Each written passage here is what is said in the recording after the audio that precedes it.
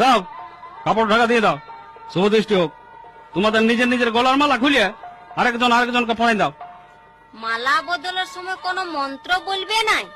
কি বলবো না বলবো সেটা আমি দেখবো, ওটা আমাকে শিখা দাও নাই। ও হইলা তারা নলদময়ন্তী যস্য যস্য, নলদময়ন্তী যস্য যস্য, নলদময়ন্তী যস্য যস্য। আলু 500, সোয়াবিন 700, মুসুর ডালং 200, আলু 500, সোয়াবিন 750, মুসুর ডালং 200। কি বললেন? কিছু না। যা সালা। আচ্ছা, ফের হইল তো। মন্ত্রের খাতার বদলে দোকানের খাতাটা নিয়ে চলে এসেছি।